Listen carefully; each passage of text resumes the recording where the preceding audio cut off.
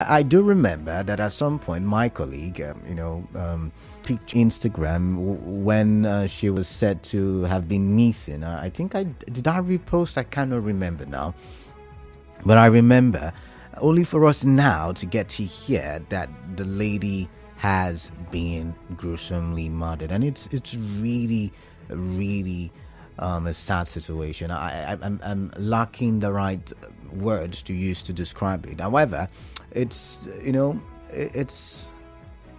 gives reason for us to have a conversation around the morality or the level of morality in society.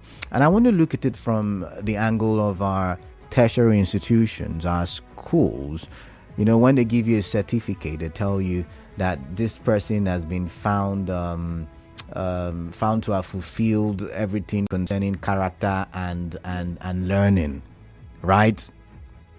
But we don't see character in society these days, especially from people who are attending tertiary institutions. Of course, there is also the family, which we have talked about on several media platforms. Is the family living up to its function and expectations and all of that stuff? There's also religious organizations. Nigeria is the second most prayerful country in the world. As religious as we are, morality is on a decline in the country. But we'll look at all of this. But first, I've got my colleague. I've got Sam Wala in the studio. Samuel, good to have you. Good to have you too. Good evening. Good evening, Port Harcourt. Yeah. All right. So you went out to cover the story. Yes. Can you tell me a bit about what you found? As bad as the incidents may be, I've actually been keeping track with the story as it's unfolding. First of all, we've been able to establish that the girl who was murdered is a 300 level student of biochemistry department. Okay. And the guy is a final year student of petroleum engineering in Faculty of Engineering. But for some reasons, I can't really marry how the guy moved from Uniport. If you school in Uniport, you should stay within school for somebody who is academically minded, right? Now he moved to NTA. Larrytel, Yeah. So Road 20 in NTA, that's where the incident happened, and that's where he moved to. But shockingly too, this whole thing, the house where he stays, was just opened on Saturday last week. Like the official opening of the house. So he just rented the apartment, and he's the only tenant in the apartment. So how were they able to, apprehend him? How did they know he was, So from what I gathered, he had finished, executed all of his plans, and of course did all of what he had to do. Now the girl's body that was now cut in parts was now kind of wrapped in a nylon, and he had also placed it in a wheelbarrow, about to dispose. Where was he going to dispose it? The place actually looked like a remote area. It looked like a place where you can easily, maybe at night. I know Road 20 very well, so I'm trying to ask: is it a bush area? Is it inside what we call Soccerway Pete? Where was he going to? On the street, and streets closer too. There are houses where nobody's occupying. There are also houses that some have some kind of bushy parts. It's a place where you can easily dump it in, and if there is no surveillance, nobody will really notice.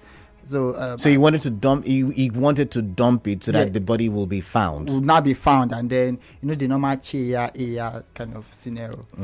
All right. As the police gotten any statement from the perpetrator? Do you have an idea if the police has been able to get as to the reason why he committed what he committed. Some people say Yahoo, some people say ritual. We don't really know what the reason for the crime, but do you know? I would not want to speak for the police. The PRO would do that, but I know our correspondent also, another of our colleague, Emeka Otuka, is on top of the matter, and the one of the relatives to the girl has also come to say that the girl is the only daughter of her family. My goodness! And she just clocked 21, and but the funny thing also is the girl is supposed to be on IT.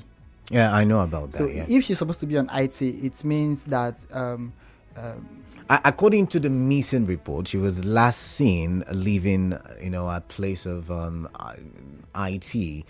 I think somewhere around D-line, and that's the last time I saw that report. But anyways, is there any other information you have for us? Okay, we're also keeping track on our friends, to see how we could get official statements and all of those. All right. But for the now, this is what is on the table. All right. Thank you very much, Samuel Wanla. Thank you for your time and for Kalada. briefing us. Thank you, Port Harcourt. Giving us update. So you've heard, but let's take a listen to what a security man around that area had to say concerning this matter. All right. Where is it now? Is it ready?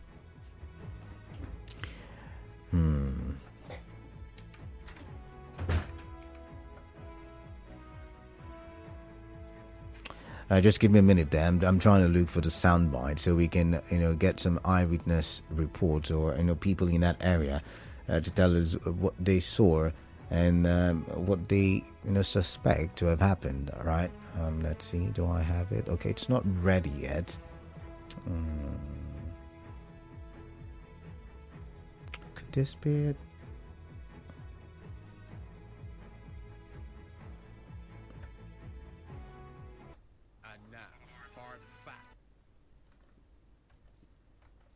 I was on duty. I don't hear even just like someone scream, nothing like that. But we do patrol reach that area. Only this morning I hear that thing. It was last week they opened the house. Last week Saturday. I don't know them in person. I only know the house. When they opened the house, we all went there for celebration. But the particular person, I didn't know him one on one. I do responsible for guiding Road 18, Road 19. That is behind the building. This particular estate get their own community boys that is guiding them. Not we. That is evil. So that kind of person not supposed to be among us in our society. For young girls, our advice. All right. So you've heard. I think a security man around that area was speaking to our correspondent and said it's a new house. It's just corroborated what my colleague said. It's a new house, and what else again? The guy just moved in, but the Dean of Student Affairs in Uniport, Chima Wokocha, has said that this is an embarrassing situation to the school and that justice must be served. Let's take a listen to what he had to say earlier in the day. We go around university and we spend late hours outside making sure the children are secured. You have patrol vehicles who go around university. Yesterday we came in at about 1 o'clock to make sure that everywhere is safe. And we're achieving our aim. We also make sure that the gates of the university are shut by 10. And that is why we're pleading with the public. The Uber drivers, the boat drivers. If a student calls you into Uniport, once it's after 10, don't come there because the gates will not be open to you. No going in by strange vehicles except staff. I want to assure you that the university will not try to stop the process of law. And the university is also worried about its image with this kind of incidents. And the Vice Chancellor insisted that justice must be done because there is no student here who has the right to kill or get physical with anybody. It's wrong. The punishment for fighting or getting physical in university is outright expulsion. And in the university also, through the Vice Chancellor, has told the police to do everything possible to unravel the mystery surrounding in the death of this very promising young lady. They should caution their words. This thing about quick wealth, this thing about relationships, it didn't used to be like that in those days. People used to be serious about what they were doing. You see a girl of 19, 20 and she has strings of lovers. I mean, to what achievement, what benefit, what gain? And so I implore parents and guidance to try and caution their words and control and monitor their words. And if they see their words doing things that ought to, they should report immediately to the university authority if they're in Uniport or to the police so that these kind of things can be curbed. Now, maybe my colleagues on Hello Port Harcourt and Sunny Side will look at it from either the religious or the angle of the family, the angle of the parents, and how they, teach morality to their children and wards. But you and I would like us to look at it from the angle of the tertiary institutions and what role that they can play in ensuring that they teach character, they teach morality to students. Now, like my colleague said, and I thought about it, and one of the reasons why I selected this topic, someone who's really school minded would want to stay within and around the school environment, right? I understand these days, the young people are working alongside going to school. I understand all of that. But, there is so much quest for acquiring a lot of material things than acquiring character and morality. So everybody wants to drive the latest car. Everybody wants to carry the most expensive phone. Everybody wants to wear the latest designer dress. And while they put and by the way, there's nothing wrong in all of that. But while they put all of their energy to get all of these material things, we don't see them put as much energy in acquiring good grades and getting the best of results and graduating with a good result, right? Of course, we know there's still the issue of sorting in schools, all of that stuff. And so the question is, what can the schools do? I mean, you listen to the dean of student affairs there talking and saying, we do our best. We go around school to make sure everybody's, secure. We go around to make sure that everybody's comfortable, that the school gates are locked at so time, and everybody's, he was talking. But should we introduce some more measures? Like, for instance, everybody wearing a uniform in tertiary institutions? Should we introduce that to reduce the level of materialism? Should we stop, setting flashy vehicles from coming into campus? I know these are unpopular opinions, but this is not the first time we feel like this is happening. This is not the first person who has murdered, who was murdered because of material things, supposedly, or for whatever reason. And I'm not yet to do the blame game. I'm just asking, how do we ensure that these things do not happen again, do not reoccur? How do we make sure that even though there is no utopian society and crime would definitely happen, we can reduce it to the barest minimum? And I'm looking at it from the tertiary angle, because parents send your children to school hoping that they will be safe and come back home with knowledge that will not only impact the individual but the family as well. The commercial break. When we'll come back, we'll talk some more. You too can win awesome prizes in the Indomie Scratch and Win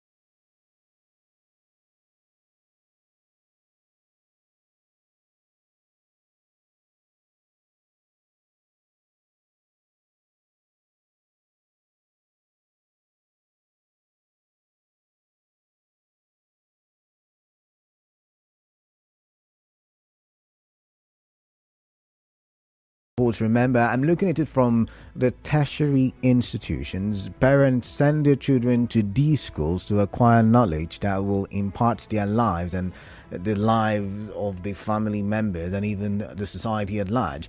However, sometimes these people go there and they are enamored by immoralities and the things of this world, like we say. And some fall along the way, and some do not necessarily get the knowledge they went to school to acquire. And like I said, when a university or a polytechnic or a college of education is given a certificate at the end of the academic journey, they say that you have excelled in character and in learning. So now the question is, how do we ensure that we get character? It's not just about the good grades, because these days grades, I'm not going to go into that. But how do we ensure good character? When we look at the structure in the private tertiary institutions, you see that they have certain measures that ensure that they mold the students in a particular way. In the end, I should say, the individual is the one who would make the decision whether to live a moral or immoral life.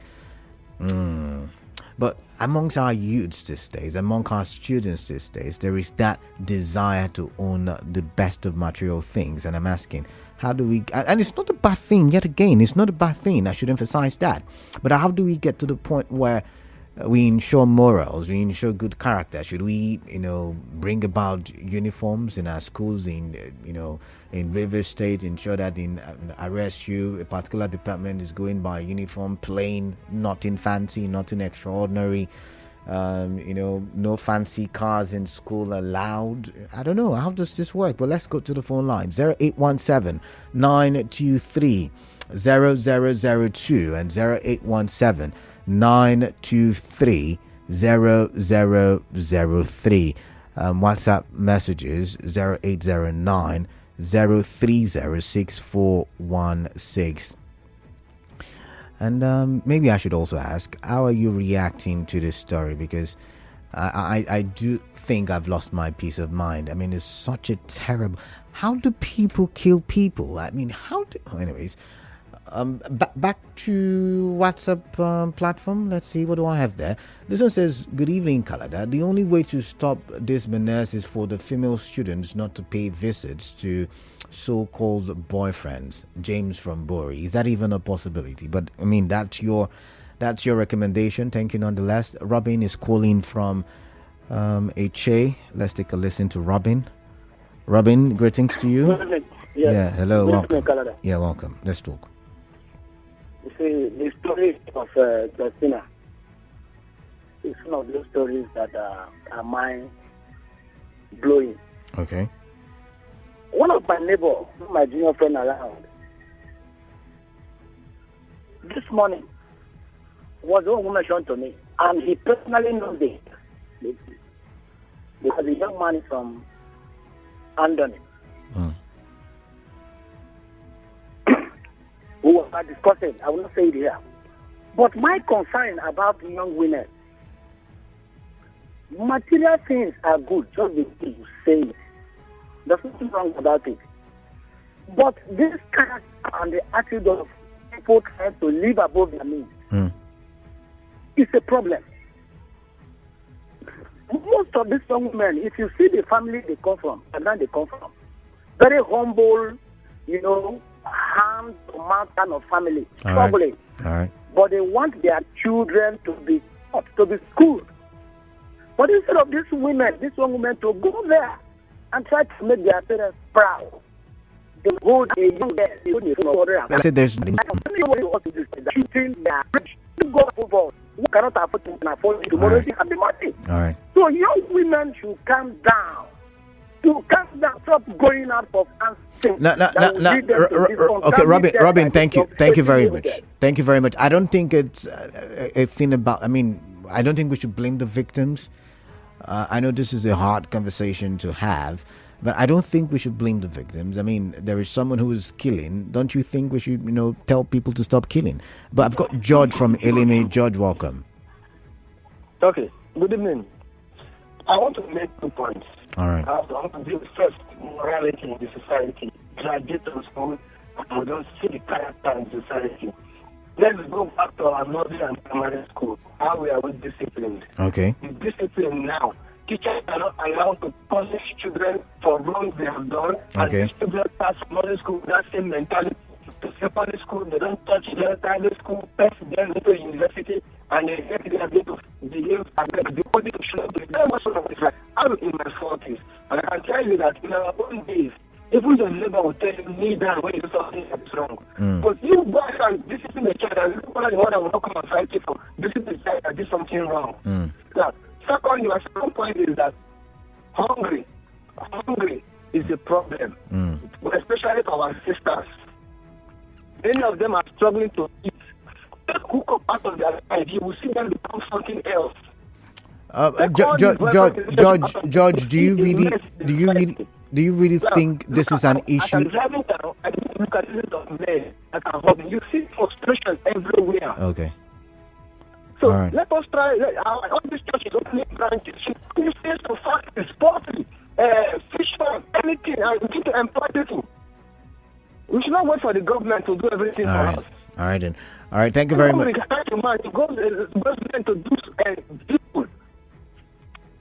All right, thank you very much. Ibiso from Odili Road. Ibiso, greetings to you.